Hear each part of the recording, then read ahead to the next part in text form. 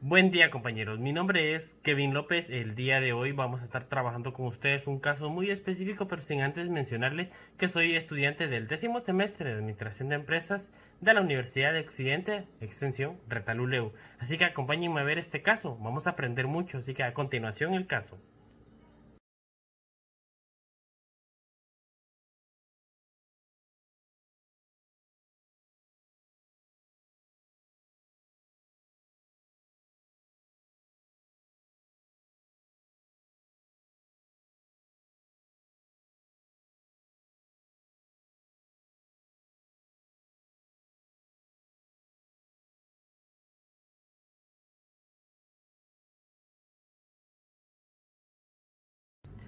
Bueno, como pudimos ver, el caso pues es bastante bueno, bastante extenso porque nos da la oportunidad de poder analizar, ¿no? Y de ponernos a pensar y decir qué pasó acá o qué pasaría si hacemos esto o si hacemos lo otro, ¿verdad? Entonces es un caso pues bastante bueno para poderle darle una resolución a este caso. Nos hicieron llegar 6 preguntas, de las cuales vamos a ir contestando una por una para poder ir dándole hasta cierto punto pues la resolución a este caso. Es sobre qué es Guatecompras, ¿no? Yo creo que en muchas ocasiones hemos escuchado la palabra Guatecompras porque de repente la vi en internet, la vi en alguna más de alguna valla publicitaria, o la vi de repente algún amigo me contó, o algún familiar, ¿verdad? Pero no tenemos la idea o la certeza para qué nos sirve. Entonces el día de hoy vamos a hablar sobre qué es Guatecompras. Guatecompras es un sistema de información creado por el Estado de Guatemala, específicamente por el Ministerio de Finanzas, para poder darle una mayor confianza a su población a través de las transacciones que ellos realizan, como compras, etcétera, ¿verdad? Entonces este sistema fue creado para eso, ¿no? Para que esté a la vista de todos. Así es, entonces este sistema lo que hace es poder ayudar al Estado a obtener contrataciones y adquisiciones. Para cuando hablamos de adquisiciones, pues es lo que mencionaba anteriormente, ¿no? Una compra que el Estado quiera realizar y que está a la vista de todos, ¿no? Como para darle mayor transparencia a la transacción. Y las contrataciones es cuando el gobierno decide hasta cierto punto, como el caso que acabamos de ver, ¿verdad? Que el gobierno necesita pues crear un túnel, ¿no? Entonces, pues lanza la convocatoria a través de esta página para que las empresas o las constructoras en sí, pues empiecen a enviar como su currículum, ¿no? Por decirlo así, para que el Estado, pues, de todas las que está, analice quién es la que consideran más competente para este proyecto y pues le dan el trabajo, ¿no? Entonces, a eso se refiere Guatecompras, es para eso. La pregunta número 2 dice: ¿está facultada la SAT para autorizar la exoneración de impuestos de una importación temporal de maquinaria? ¿Qué consideran ustedes? Claro que sí, ¿verdad? Si nos basamos al artículo número 3 de la Ley Orgánica de la SAT, esta nos habla sobre los objetos y funciones de la SAT. Y dentro de ese artículo, pues nos especifica que la SAT sí está autorizada para hacer ese tipo de exoneraciones. También nos podemos basar al artículo número 2, que es habla un poquito sobre la lista de concesiones. No, y las concesiones es cuando pues damos, no concebimos esa parte, o cuando las empresas de repente dicen, mire, y como quien dice, hagamos un trato, algo así, parecido, ¿verdad? Entonces donde la SAT pues, les autoriza esa parte. Entonces también dentro de ese régimen, en el artículo número 2 del Acuerdo General de Aranceles Aduaneros, es ahí donde nos habla sobre la lista de concesiones y ahí lo puede encontrar. Entonces, sí se puede. También no quería dejar pasar en alto esta parte que habla sobre los incentivos fiscales y beneficios, que es el artículo número 21 de la ley de las zonas francas.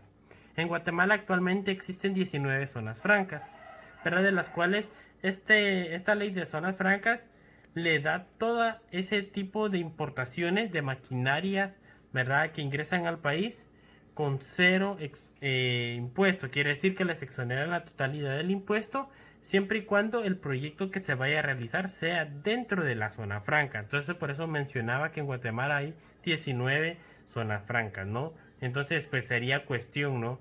de poder analizar. En este caso pues miramos que es en el kilómetro 21, ¿verdad? Y entonces pues revisando un poquito el kilómetro 21 ruta hacia el oriente, pues nos da que es por Fraijanes, Guatemala. Entonces si podemos ver o nos podemos dar cuenta, no, ahí no hay zona franca. Entonces, por lo tanto, esta última parte pues no compete, pero no quería dejarlo pasar en alto sin antes comentárselos. Espero que les haya servido. Pasamos a la pregunta número 3. La pregunta número 3 dice, en la compra-venta de la maquinaria en referencia, porque hay caso especial de defraudación aduanera. Verá, esta pregunta pues es bastante interesante y uno dirá por qué. No, y realmente pues es de poner mucho ojo en esta parte, porque si recordamos en la pregunta anterior hablaba que la maquinaria entraba de forma temporal, ¿no? Y en esta parte pues podemos darnos cuenta de que sí puede surgir algún tipo de inconvenientes al momento de que esta maquinaria entre y en su momento cuando termine de funcionar regrese al país de origen. Entonces, si en su momento, pues al momento de terminar el contrato, la máquina regresa al país de origen, pues no hay ningún inconveniente. Entonces, en este caso, pues, si la maquinaria no regresara en el tiempo estipulado, pues sí procede, ¿no? Entonces, sí hay un caso especial de defraudación aduanera.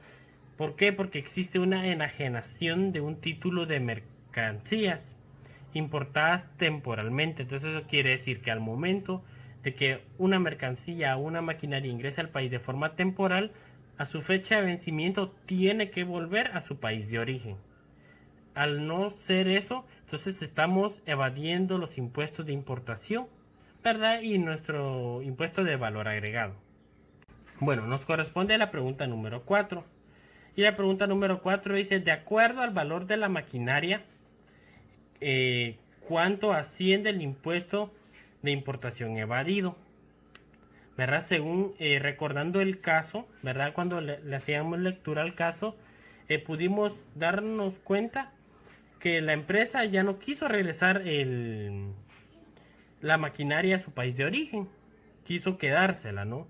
Entonces, al momento de que la empresa hace eso, está haciendo una evasión de impuestos, ¿no? Entonces, pues acá nos preguntan cuánto, o sea, cuánto es lo que tendría que pagar. Entonces, es esa parte. Entonces, de valor agregado o del IVA, como comúnmente lo conocemos, la empresa tendría que pagar 600,000 quetzales, ¿verdad?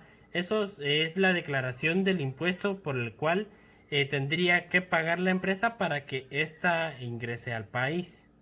No, y otra cosa también hablamos sobre el DAI, ¿verdad? El DAI es otro tipo de impuesto, pero es un impuesto aduanero, ¿verdad? Que cobran para el momento de que esta máquina o cualquier otra mercancía ingrese al país. Entonces, en este caso, pues esta empresa pues no paga eso. ¿Por qué? Porque haciendo la investigación respectiva, no, no existe otra máquina igual acá en Guatemala, ni quien la fabrique ni quien la produzca, ¿verdad? Entonces, por la misma situación, según el régimen de aduanas en Guatemala, todos aquellos impuestos que se cobren del impuesto aduanero es para todos aquellos que en Guatemala sí se produzca, ¿no? O si existan más maquinarias, perdón, de ese tipo. Entonces, en este caso, como no existe en Guatemala, entonces no se le cobra ningún porcentaje de impuesto. Bueno, pasamos a la pregunta número 5. La pregunta número 5 dice, ¿habrá cárcel para los responsables de los delitos en caso especial de defraudación aduanera? Y en este caso podemos decir que sí. Sí hay cárcel, señores, ¿verdad? Y está registrado en el artículo número 7 de la Ley de Contrabando de Aduanas, ¿verdad? Ahí lo podemos encontrar y ahí en esa misma cláusula nos indica que hay una pena de 7 a 10 años para quienes estén en calidad de autor. Quiere decir que sean pues los dueños de la mercancía o quienes estén ejerciendo este tipo de actividades ilícitas, se podría decir. También están los cómplices, o sea, ellos también tienen una pena de 2 a 4 años. Y en caso de que existieran mismos empleados de aduana, quiere decir empleados públicos, también existe una pena, ¿no? Y es la misma pena de autor. Bueno, entonces pasamos con la última pregunta, la número 6. Dice, de acuerdo a su conocimiento, ¿cuál es el procedimiento correcto para evitar la defraudación aduanera? En este caso, la empresa al momento de que llega el tiempo o la finalización del contrato o del proyecto, debe notificar a la SAT la compra de la maquinaria para no recaer a una defraudación aduanera. Y en este caso, al momento de visitar a la SAT le informará sobre el procedimiento de la adquisición de la maquinaria y el pago del impuesto respectivo, ¿verdad? Entonces, pues esto ha sido todo por hoy. Espero que les haya gustado, espero que hayan aprendido junto conmigo y pues si Dios quiere nos vemos en una próxima. Cuídense.